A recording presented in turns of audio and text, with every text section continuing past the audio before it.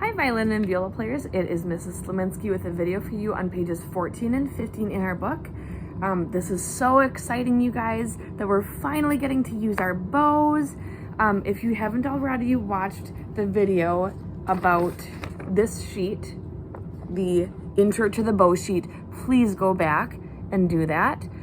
It has all of the really important things to know. You might even want to re-watch it a couple of times. This is like some super important things to know about how to get a good sound. If you follow these instructions, your bow will be kept safe, and following the instructions on the back, you're gonna sound really good, really fast. So keep this handy as you are working on playing with your bow this week. All right, on these pages, we actually have some new symbols and a new vocabulary word to know. So I wanna start with that and then we'll get into the playing. All right, the new word, you're actually gonna see these up in the box, but I made them bigger so you could see them better. The first thing is the word arco. Now so A-R-C-O. This, you can think of this as arco versus pizzicato. This is the other way of playing our instruments. Pizzicato, if you remember, is what we've been doing so far. We've been plucking our strings, pizzicatoing our strings. Arco is the word for playing using your bow. So arco versus pizzicato. Now next up, you'll actually see that word arco on top of each of these songs above the first note. And another thing you'll see above each first note is this symbol that looks kind of like a staple. This is called a down bow. And it also feels like pulling. If you have your bow, you can practice this with me. You can set up that best bow hold by your balance point. Check that you're doing that bucktooth bunny, okay? Every time we want to check that we have a great bow hold. You can even practice building your bow hold 10 times before you actually play. This is really important to get a good shape. Some of the key things that I sometimes see kids not doing right is I'll see this. Look at my pinky. Is that standing tall? No, it's crunched up. What if I get that standing tall? That fixed a lot of things actually. The other big thing to watch for is, am I leaning towards the stick? I want to look like this, okay? You don't want to lean away. Look at how here it kind of looks like my pointer finger is becoming a long line with the stick of my bow. That is not going to work very well for you. It doesn't make a great sound. What we want to do is have, again, and then look at what happened to my pinky again. So we want that to kind of flip.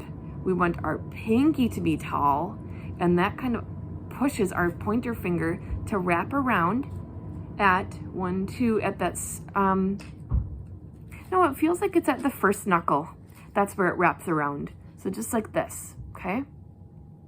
This looks like a really great bow hold. Going down, up, as I tilt my bow, pulling down, pushing up. Even when I'm flat, pull down, push up. It feels just like left to right, but it's still called down bow and up bow. When you play on your lowest string, it's going to feel kind of like this. Look at my bow. Which way is down? I don't know. No, I know. Pull, down, push, up. Okay, so no matter what direction or angle your bow is at, it's always pull down, push up, okay? By the way, up bow is the other symbol right beneath that looks like a V. It's just what we do as we're going back and forth. So down bow is a pull, up bow is what happens next. Now, most of the time we just go back and forth. Most of the time that's all we're doing, going back and forth, down, up, down, up. But there are some times, like in our Jingle Bells song, that we want to do a down, something called a lift, where here's what I do. I do a big circle with my hand, I lift, and I reset by my hand, okay? When I play like that, it looks like this. A down bow, lift and circle and land, and another down to do, honestly, this week, even if you just noodle around on your instrument and practice getting a good sound, that is the most important to me. That's even more important than playing patterns in the book this week, just to get comfortable playing and playing anything on your instrument. I'd actually encourage you to do the ants song with your bow. I'm playing a violin right now, so I'm gonna start with my open E string. If you're playing viola, you can start with 1 on your D string. Remember, that's how you can make an E. Okay, so that will be the first sound for a viola. This is my first sound for a violin. So watch this. I'll play the ant song, and I'm gonna do 4 notes on each string, okay? Each new string, I'm just kind of tilting my arm to get to the new string. Ready, go.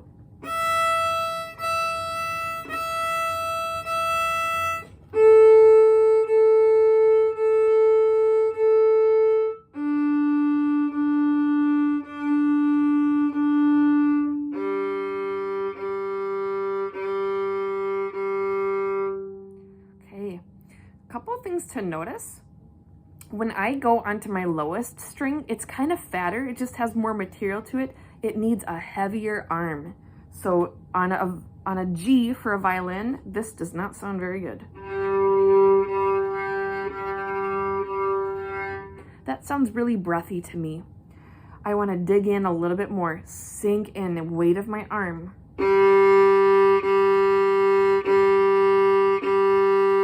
That's what it can and should sound like, okay? Another thing I want you to notice is how this elbow is moving. So when I'm playing, I want to open, let me see if I can get a better angle here. There we go. I want to open and close my elbow. That's where most of my motion comes from. It is not my shoulder, okay? This is not what I'm doing. I'm doing this. The biggest thing, you guys, is we want to connect the dots. These are the dots, okay? These are part of what's called the F hole on your instrument. That's where the sound pops out, kind of gets amplified. It's like when you go like this, it makes it louder. That's what the F holes do to the sound from your violin or viola or cello. So connect those dots, and we want our bow to stay parallel to the bridge. This is parallel, this is not, this is not, okay?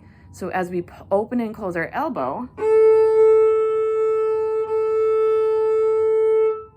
and have kind of flexible wrist and fingers, that can make it your bow stay in the same spot on the string and sound really good. Okay, let me touch on a few other things that can be helpful with our sound, and then do a couple of those songs in the book. So if you are getting a sound like this,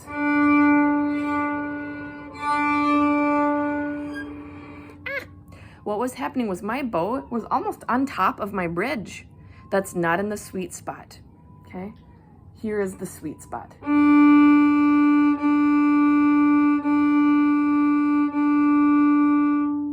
What if my bow gets on top of the black fingerboard? It just sounds kind of sick to me. That's what it always sounds like. Listen again.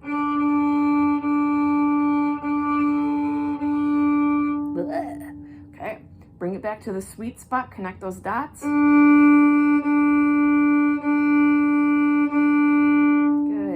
Now, so there's kind of a lot to think about with a bow, but some of these major, like the big things are about our position. Always make sure you're playing with your best posture. That helps things line up really easy, and then you don't have to think about it so much. So we don't have to think about our instrument anymore. It's just being held in place. By the way, since we don't need to use fingers so much this week, you can just have your hand holding onto the shoulder of your instrument while you're playing and doing open strings. You could also try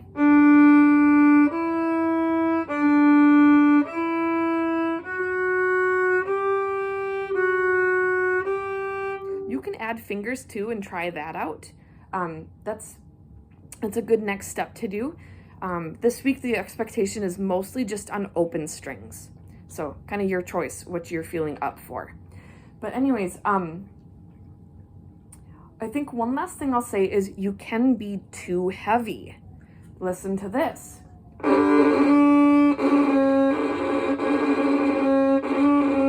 I'm sorry I made you listen to that. Oh my goodness, that was too heavy. If I lighten up a little bit, so I'm not pushing down so much, I'm gonna lighten up a little. Now that helped. Watch how much of my bow I'm using. Watch how many inches I'm using here.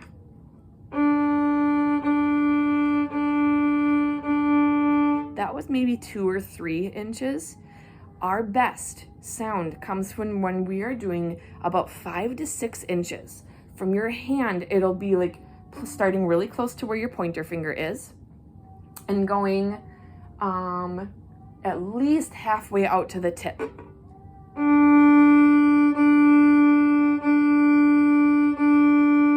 Now that's a good speed to be playing your notes right now so that you can get kind of a good normal singing fast sort of motion. And that's a big thing for us right now.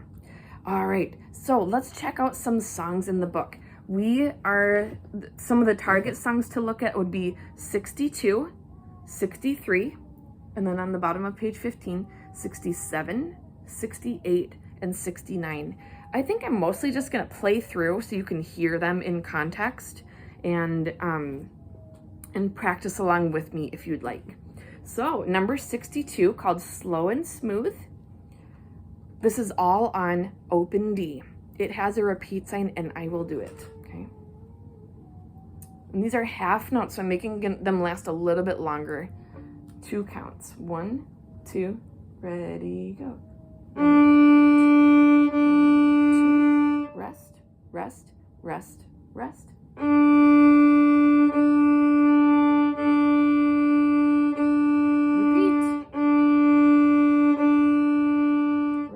Rest, rest, rest.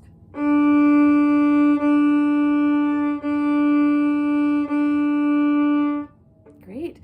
I'm also recognizing a thing to think about and notice is sometimes when we play, we might catch 2 strings at the same time. Okay, if you hear 2 sounds, tip your bow just a little bit. These are kind of small motions, but bring your elbow up a little bit or down a little bit, depending on what you're hearing as the extra string, okay? So it's kind of like balancing, to balance on 1 string at a time. Here's number 63, Arco A. What does arco mean? Play with your bow. Okay, 1, 2, ready, go. Rest, rest, rest, rest. Repeat. Rest, rest. Rest, rest.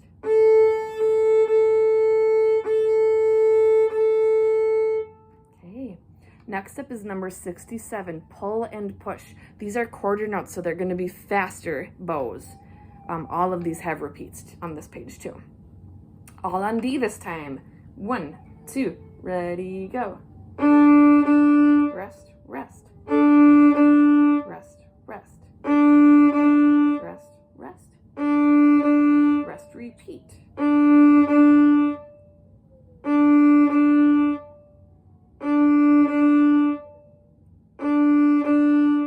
Okay. Next song is 68. A string, all on the A string. Look, there are some rests, and then there's a lot of notes at the end. Okay, all in a row. Down and up, back and forth. Okay. 1, 2, ready, go. Rest, rest. Rest, rest.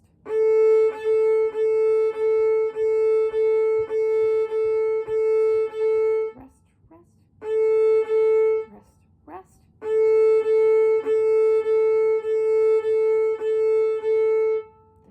Okay, the last one is number 69, quarters together. Now there's a lot of notes in this one and some quarter rests. They happen pretty fast. Okay, and a repeat sign too. 1, 2, ready, go. Rest, rest.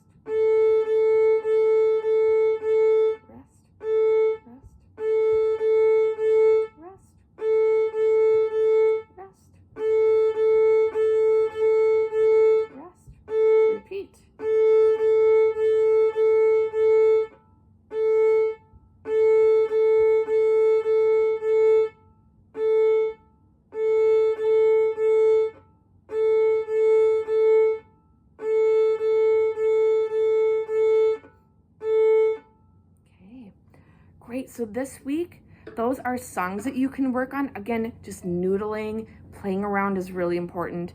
I know this is getting a little long, but I do want to share one last marking that we want to know with our bow. And it is called a bow lift. This shows up on the next page in our book, but we're going to use this for Jingle Bells this year. So, bow lift, what does it mean? To circle and reset. What does that look like? Did I show this? I feel like my video is getting a little long. So I'm just going to show one more time. When I do a bow lift, that means I'm doing a down bow, circle and land again, and another down. So usually we see a down bow symbol, a bow lift symbol, and then another down bow symbol. Down, lift, down. Okay. And you can do ants with this, okay? Doing 3 notes with a bow lift, like this. Ready, go. Down, up, down, lift, down, up, down, lift, down, up, lift. Just like that. So there's a lot of different things you can try this week. Noodle around, that just means play, try things. Open strings, adding fingers, songs in the book.